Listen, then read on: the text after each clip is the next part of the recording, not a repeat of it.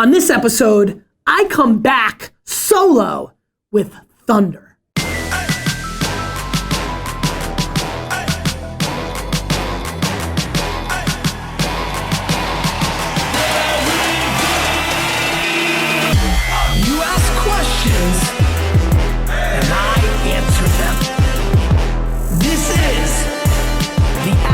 Garyvee show. Hey everybody, this is Garyvee, Nerdchuck, and this is episode 216 of the Ask Garyvee show. A little post 4th of July show. It's weird, I'm not even sure the last time I did an episode where there wasn't another human being with me in the office. Very much like out of sync and excited to get back into sync Facebook Live. Our team is like tripled since we're like, right? Like all these new characters. Sid the intern's back.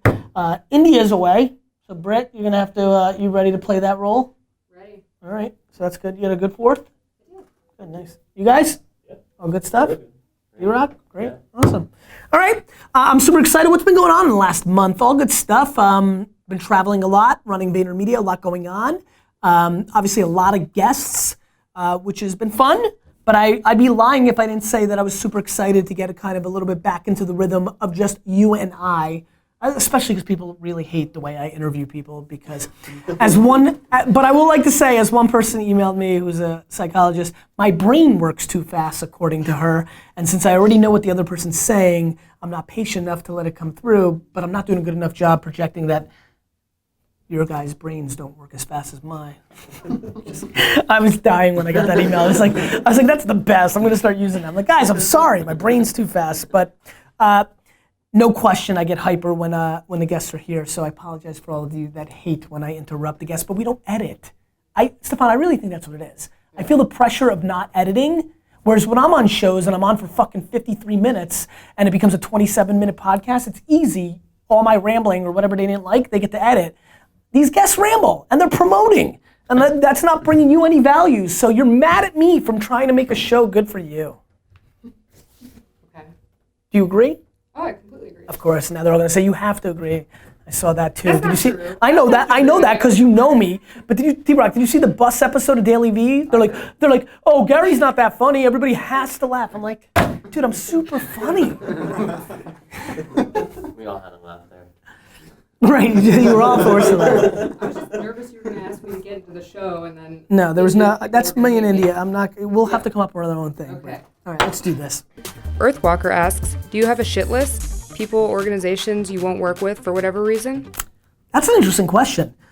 You know, and actually, one thing I promised myself on my comeback trail here in episode 216 is I'm gonna answer these questions, not just, kind of literally black and white, but I'm gonna try to really challenge myself. I think the golden eras of this show was when I could answer the question, but then also know how to bring value to the whole audience, and I, right off the bat, came in hot. I'm excited, which is I don't, and now let's talk about it. I truly believe that anybody who has a shit list has a vulnerability, because when you're using negativity to drive your success, I think that's a problem. To me, spending any energy and time with a list of people that I don't want to do business with or put out of business or negative or like people that got me and I'm going to get them back, I think is insane. It's stunning to me looking back at my 20-year career. There was a guy that I went to a wine tasting of. Went to the wine tasting in New York City at the Hilton, the Wine Spectator National Wine Tasting. All the best wineries are there. I came in and I go to this winery and they have a great Shiraz. Australian wines are getting super, hot, and I'm like selling a lot of them, more than anybody in the country, and I come and I'm like, oh, I'd love to taste your wine, thinking this guy's gonna react really well because we sold a ton of it. He goes into a curse-lating, I'm a piece of crap. I've never had this happen to me in life. Like, just drilled me. You're the devil of the industry, I hate you. Like, nasty, nasty, nasty stuff. And it was because I was selling his wine at the most aggressive price in the country, and he thought I was killing his brand. Meanwhile, there were 30 other stores selling it for that price, but he hadn't been on top of technology yet and didn't know there was a site called Wine Searcher that allowed you to see every price on the internet, and I was just matching the best price in the country. But because I was the biggest guy, when I emailed it and promoted it, all the other stores that were selling it for more called and complained. He did no homework, he was immature, he was very hot at the time, so he had the audacity and ego. Needless to say, the Australian wines got less hot. over the next 5 years. And then that coincided with Wine Library TV's explosion.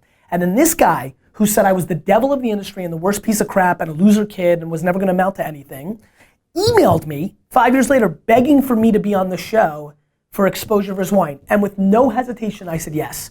I believe being the bigger man, I believe not holding grudges. I believe that one of the reasons I'm successful in life, let alone business, is I don't allow poison or negativity to be stored within my confines. And I think it's a very big thing. I've been talking a lot more about optimism and positivity being a real factor. I'm starting to get a little more zen in my older age, and I believe that if you have a shit list, if you have a list, if you hold a grudge, you're coming at your own expense. That you're not doing anything. Do I forget? No.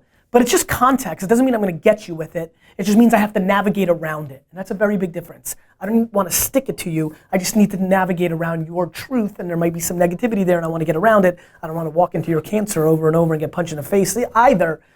So I would highly recommend for all of you, if I can do anything with this episode, if this becomes the moment in your life where you stop thinking having a shit list. And by the way, so many people in my family love that. They love the grudge list, Eastern European, old school, like, we're gonna get them, we're gonna stick it to them in the end. I think the positivity and the winning, I think nothing sticks it to anybody better than results. Instead of tearing them down, just get so goddamn big that's the ultimate, I got you back. And that comes through positivity. How are they liking it in Facebook? They're loving it. What are you talking about? You just looked at it in 1 second. You could have only seen like 2. I know how Facebook Live works. I'm watching it. All right. As we're talking, I'm watching it. All right. I thought you were more mesmerized by the. Say hello. You haven't even said. Have you said hello yet? Hi, VaynerNation. I'm Horace, the new intern on Ask. How do you spell it? Haris. Not Harris. Not Harris and not Horace, like Horace Grant. You son of a bitch. He was a bull. I hate the Bulls. Okay. Caleb Speaking of Bulls. Derrick Rose and Jay Noah, who's gonna be my favorite Knick because that's just like the way he plays. I tweeted like Noah is literally my least favorite player, which means he's gonna be my favorite player nowadays on my team. Ready? Always. Caleb asks, would you work a 9 to 5 for all of 2017 if it meant you would own the New York Jets on January 1st of 2018? Yes. 100%. Yes, I mean, and then now trying to challenge myself to make these good questions, I'll take it here. Anybody who's not willing to do something that they hate so much in the short term to have what they love so much in the long term is usually the blueprint of a person that is normally not winning. One of the biggest separations between me and a lot of people watching this and other people that are successful in your life, if you're not, or vice versa, you the successful person and the people that think you're lucky or curious to why you're winning, is that most winners tend to have much more patience than their contemporaries. I don't need anything now, and most people do. Most people are such consumers in the US world. They want stuff. They want the new iPad, they want the new jeans, they want the new kicks, they want the vacation, they want stuff. And with social media where everybody's PRing their best life and showing them the new car, and I mean this weekend everybody showed you the best barbecue that they've ever been to, right? It makes people have FOMO and really aspire to more, and I'm kind of the other way. Like I've just never wanted those kind of things. I'm not affected by, I'm happy for other people's glory, not asking why I don't have that or compare myself to that. I'm in my own zone and I'm very, very, very patient. So I would eat crap. How about this? I would work a 9 to 5 for the next 10 years if you told me I own the New York Jets on the next day after that. How about that one? 15. George wants to know. 20. I would work every day 9 to 5 for the next 20 years if you told me at 61 years old I own the New York Jets. 30. I would work every single day for 9 to 5 for a corporation for the next 30 years to own the New York Jets. Wouldn't happen because that's not how it works. But I would. Because by the way, do you know how much hustle I would do from 7 p.m. to 2 in the morning? Like 9 to 5 is cake. You guys know that's a half a day. It's a half a day. That's like, right? I mean, like that's the other part I don't think people understand. I literally work 18 hours a day, 15 hours a day. Like working that 9 to 5, like that would be amazing. Like I'd play basketball every morning and work out and work, and then work, and then hang out with my family too? That would be insane. 40 years. George asks, I'm curious to see where GrannyVee is headed. Seems to be getting a lot of traction. Are you going to make it a thing? For all of you that missed grandmavee over the, I guess Wednesday and Thursday of last week, there was a filter on Snapchat. I went into character called grannyvee. I converted it to grannyvee because it's just better. And you know, she was just basically, what was really funny about it was she was just basically saying the same things I say, except it's funny. I think of myself as an old soul, and it just makes more sense. Basically, I just made videos on Snapchat where she said "in my day" and then basically said the things I believe in. And it was a lot of fun. And boy, did it catch fire. People were really passionate about it. Unfortunately, the granny filter is gone now, and I don't know if they're bringing it back. So I don't know where it's going. I guess we could design it. I guess Andrew could draw it and we could put it over my head at times. I do think I should do a GrannyVee episode of the Ask GrannyVee show. I'm super willing to do it if Andrew's willing to draw it and impose it. If you guys can figure it out, team, I will do a whole episode in costume. One little fun fact, Stefan, you forget these edits sometimes even still, so do not miss this one. This is not the first time I went into character. Way back in the day, during Wine Library TV, there was a character called Sir Gary Vaynerchuk, which was the classic, more serious wine reviewer. Stefan, give them 30 seconds right now. The key to everything is this. Gary isn't hungry, and it is now the Friday show. Now, obviously, he could not do this on Monday because it was raining and it was a Monday, and how could you possibly do a Friday show on Friday? So I threw the couch out the window, and I've jumped in and taken over the show today. He's not here. Call it a coup d'etat for you. So I've been known to do this before, and it has inspired me to consider going into character on Snapchat filters more often because I think it's interesting content. I think I can pull it off, and I think it's a blueprint for a lot of you. I think a lot of you that are struggling, that are comedians or improv actors or have that DNA, that are trying to figure out what to do on Snapchat, I do think the filters and all these characters is an incredible storytelling opportunity. Brandon asks, why are the reviews for VaynerMedia on GlassDoor so bad? So this one's tough for me. There's a lot of reasons why our reviews on GlassDoor for VaynerMedia are not as good as they should be, or the reality of our culture. I think, first of all, I think it has a lot to do with many different things. First of all, anonymous websites, right? So you look at Secret and Whisper and Anonymous, you're gonna get people that are willing to go to extremes when nobody can figure out who that person is. So anonymous leads to it. Two, we've gone from 30 to 650 people in 4 years. There's a lot of pain in that, and a lot of people that are employees struggle with the constant change and the different decision making. I move very quickly, and a lot of times I don't do the greatest job explaining my actions to everybody. And I think that creates, I think a lot of movement, a lot of structural changes creates a lot of angst for people that are more comfortable. And it's easy for the entrepreneur, it's harder for the employees. Three, I think cynicism is unfortunately quite powerful. So I think that that's the case. I think some of the early ones back in 2011 are just. I think I did a bad job. I wasn't really the active CEO of Vayner, and I don't think we micromanaged our youngest talent. So I feel good. I mean, I feel bad, but good about the ones that are in 11. I think the last 15 of them, and I read them all 50 times a month, are coming from employees that I don't think we saw the world the same way. I mean, I don't know what people expect from former employees, but if they're fired or if they quit, they obviously don't feel great about the business, and that's okay. I mean, I think you go look at this is why I think Yelp and GlassDoor and all these anonymous sites struggle, because what you don't have is, I'm not gonna do what most companies do, which try to incentivize their employees to leave positive reviews to offset the negative reviews. That's not gonna happen. I use them as feedback loops, even though we try here, but these are people that, are not happy with the way we're doing things. But I think the problem is the silent majority. It's kind of like the Britain exit. I have so many friends who are like, I wish I voted. I mean, you had a chance, but you didn't. I think it's politics, right? There's a lot of people that don't talk about their views on, you hear, you look on the internet, you see the loud minorities dictate a narrative.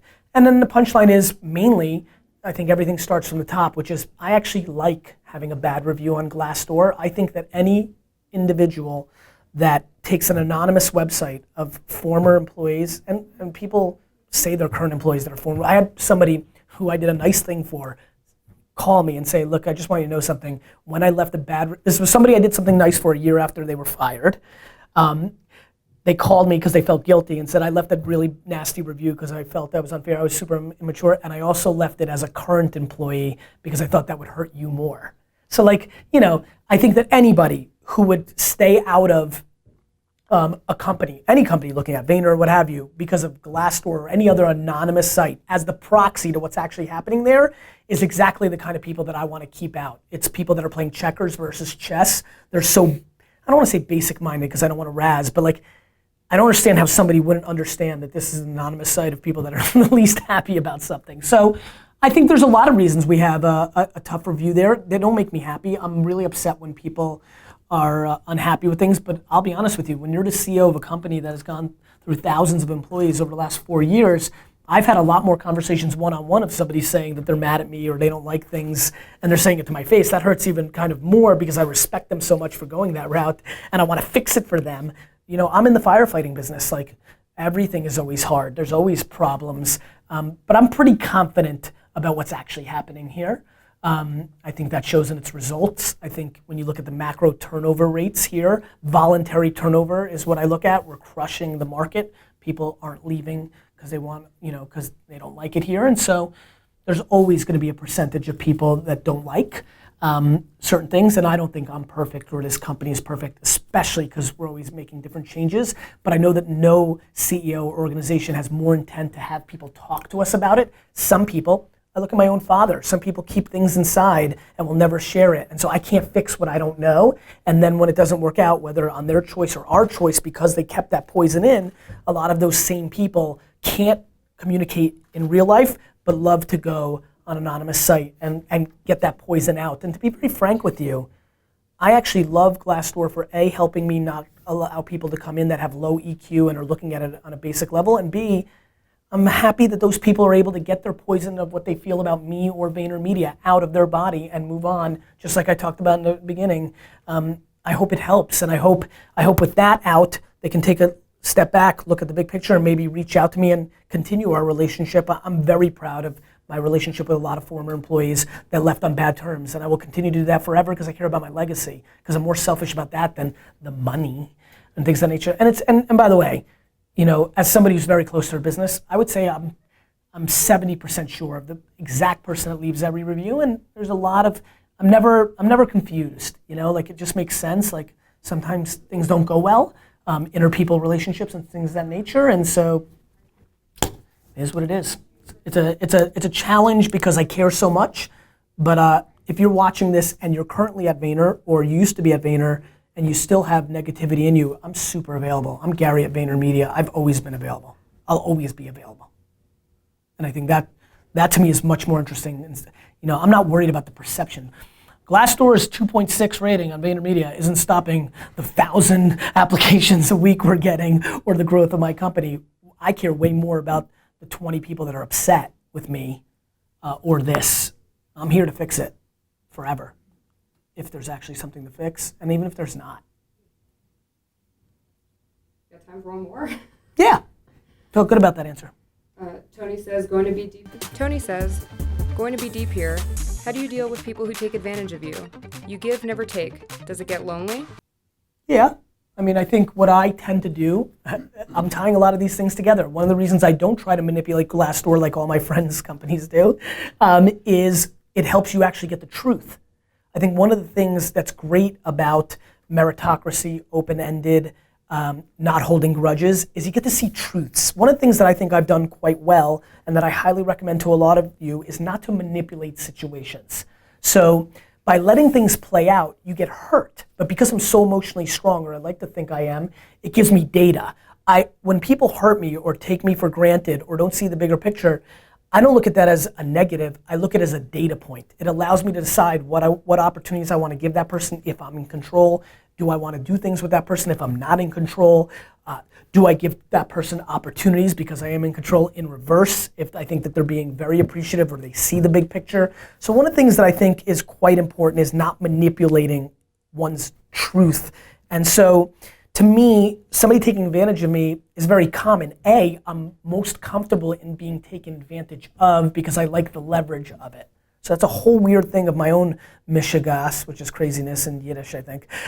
So like I've got my own kind of thing. I love giving. I create environment. I'm self-aware enough to know that I create a lot of the beds that I make that lead to people taking advantage of me because I don't create boundaries of my giving early on, and the behavior becomes, it's like just, like anything else, right? Like being a rich kid by eating too much, by anything, discipline, if you're not creating parameters. So I feel like I make the bed to do that.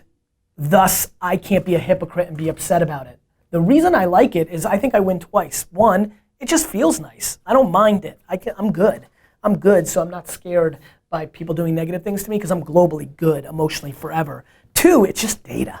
I just love watching people navigate in a blank space. If you don't make too many rules, if you don't have too much process, if you do run your company quickly, if you do all those things, you actually get to see what people actually do in real life circumstances, not the manipulated rules and structures and processes that you create that inevitably slow you down, make you too big to change, and lead to your demise in the game of entrepreneurship. So I'm very calculated and comfortable. CC, calculated and comfortable in the way I build businesses, and very honestly, whether you like it or not, whether I like it or not, the results have spoken for themselves. I win, and I think that when I look at other people playing similar games, they win too. And so, how do I feel about it? I feel like I'm thankful that I'm in an emotional place that allows me to be able to eat it for breakfast. And I think any of you that are emotionally capable to be taken advantage of should. It's called leverage. Yeah, good show. I feel like that was a good strategy going into the show, trying to level them up, right? I liked it. You liked it? I did. D-Rock? Yeah. OT? Stefan? Good. Harris? Phenomenal. Awesome. Question of the day. Tell me about your most positive work experience. I think we always talk about what's wrong. I'm gonna start really right? Tell me why can't we read the comments and all get excited? Learn from that. We can learn from the positive. I'm just tired of cynicism and negativity. The political climate, the world climate, there's so much good going on. You know how much good so many of you had over the last 72 hours? There's so much good to be thankful for. Tell me about your most positive work experience in detail. Tag people that did nice things for you. Chauncey Billups, a basketball player, just wrote an article in Players Tribune and gave daps to Terrell Brandon. It was awesome. It was awesome to see an athlete be like, this guy put me on when he got injured. You never hear that. You always hear the documentary where and the star player got injured, and even though he was trying to suppress the kid got his chance and won. No, this was, he put me on in the right way. We need to be pushing optimism and positivity some more, because that's really what works. So tell me about in detail, tag the person that deserves the love, about your most positive work experience. You keep asking questions, I'll keep answering them.